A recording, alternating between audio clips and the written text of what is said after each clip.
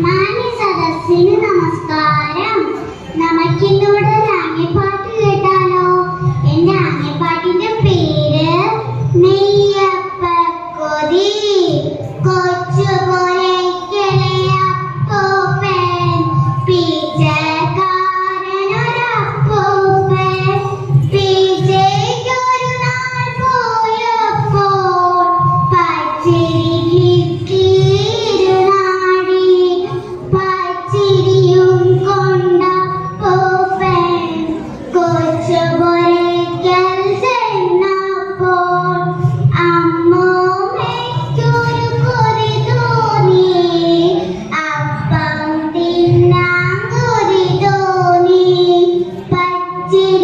പച്ചിരി വേഗം കുത്തിയിട്ട് ശർക്കര ചേർത്തു കലക്കിയിട്ട് ചുടു പറക്കും മോനപ്പം ചുട്ടു നിരത്തി അമ്മൂമ്മ.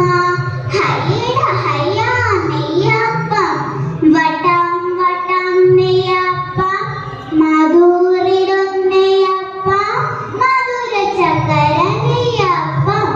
വായിൽ വെള്ളം നിറഞ്ഞിട്ട് ഉള്ളിലൊരാശ പെരുത്തപ്പോൾ കൊതിയൻ നമ്മുടെ അപ്പൂപ്പൻ കയ്യിലെടുത്തു രണ്ടപ്പം.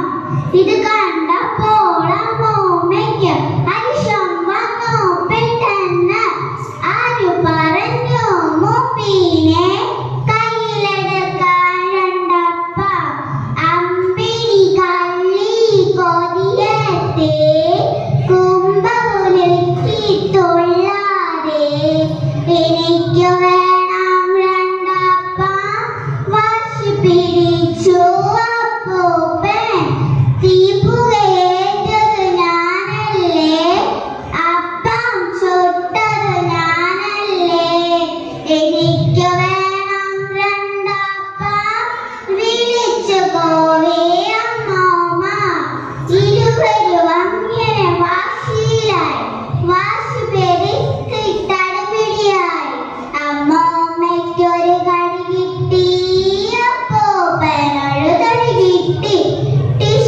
ടിഷ്യൂം കൊണ്ടപ്പോൾ അടിപിടി കടുപിടി മൂത്തപ്പോൾ നല്ലൊരു പൊങ്ങഴ കണ്ടെത്തി വില്ലൻ നമ്മുടെ അപ്പൂപ്പൻ. ഒത്തിരി നേരം രണ്ടാൾക്കും കൊത്തിയിരിക്കാം മിണ്ടാതെ. ആദ്യം മിണ്ടിയാൽ കൊച്ചപ്പം, മറ്റേയാൾക്ക് രണ്ടപ്പം. അമ്മൂമ്മയ്ക്കത് സമ്മതമായി. അങ്ങനെ തർക്കം വിമിതയായി. അപ്പം കൊട്ടയിലാക്കിയിട്ട് അങ്ങേ മുറിയിൽ വെച്ചിട്ട് പെരുവാരന്തേ രണ്ടാളും കുത്തിയിരുന്നു മിണ്ടാതെ. പെട്ടെന്നുള്ളിലടുക്കളയിൽ കടുകുടു എന്നൊരു ഒച്ച കേട്ടു. മിയാവ് മിയാവ് വിളി കേട്ടു. അയ്യോ പൂച്ച ചതിച്ചല്ലോ. ആദ്യം മിണ്ടിയ അമ്മൂമ്മ അയ്യപ്പെട്ടല്ലോ. തുള്ളിച്ചാടി അപ്പൂപ്പൻ. ഇരുവരും അങ്ങനെ വേഗത്തിൽ ഓടിച്ചാടി ചെന്നപ്പോൾ കുട്ടമറിഞ്ഞു കിടപ്പുണ്ടേ, കുട്ടയൊഴിഞ്ഞു കിടപ്പുണ്ടേ.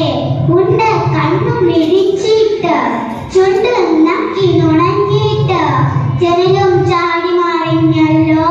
കള്ളിപ്പൂച്ച